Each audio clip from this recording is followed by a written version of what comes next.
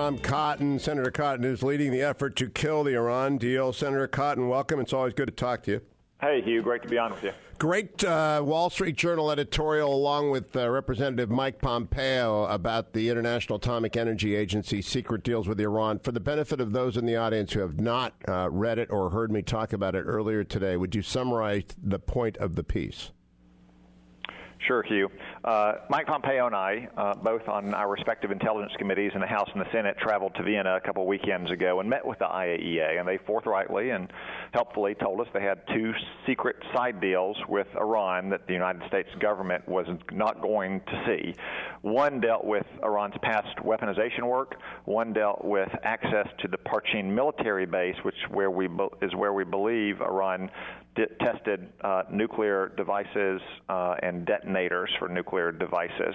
So these are absolutely critical topics. I mean, trying to enforce this deal without understanding that baseline would be akin to starting a diet without knowing your starting weight.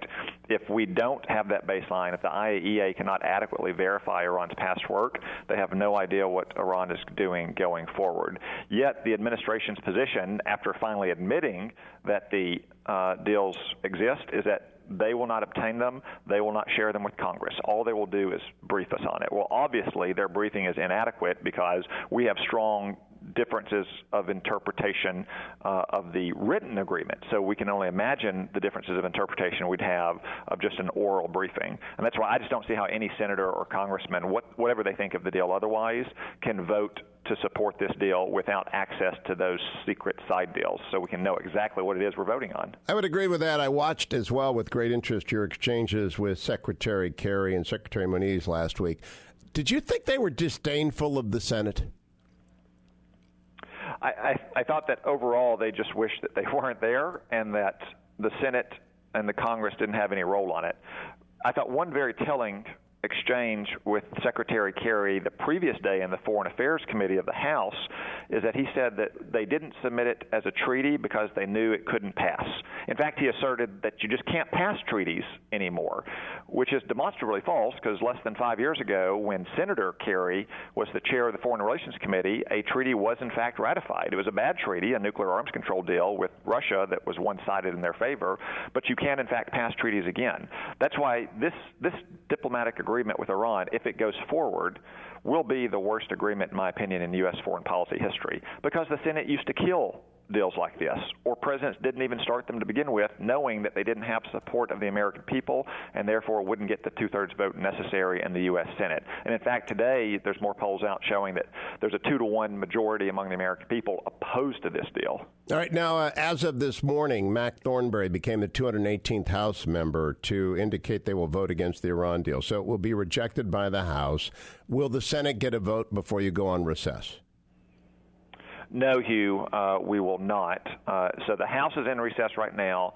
They do have 218 co-sponsors, knowing that they have a majority. I think, frankly, they're closing in on the 290 votes they need to override a presidential veto. In fact, they had more Democrats last week just announce their opposition. The Senate right now has no announced Republican support, no announced Democratic opposition. But if you simply add up the undecided senators, there is more than a two-thirds majority potentially to override a presidential veto. And again, as this deal gets more publicity, the American people learn more about it, more and more of the American people are opposed to it. Now, Senator Schumer obviously has a key role. Have you had a chance to talk with Senator Chuck Schumer of New York yet, Senator Cotton? I haven't personally talked to him about his vote. As he said, this is the most consequential vote he's ever going to cast. He's always portrayed himself as a great guardian of the Jewish people in the state of Israel, and I know he takes it very seriously.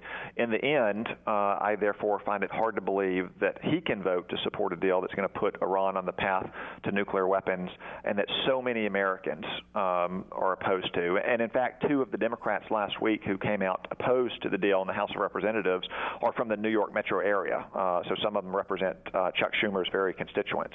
So I don't know where he'll vote in the end, but I think he and well more than the 13 Democrats we need have grave reservations and could quite possibly vote against this agreement. When you see one of your colleagues like Sherrod Brown, look, he beat Josh Mandel. That's too bad. Josh is going to come back around and get another whack at him. Can Sherrod Brown actually go back to the people of Ohio and say this was a good deal? Nobody believes it's a good deal. There's a large community in Ohio that supports Israel. There are a large community in Ohio that supports the Arab states like Saudi Arabia and Jordan that does not want Iran to have a nuclear weapon. How can Sherrod Brown support this thing?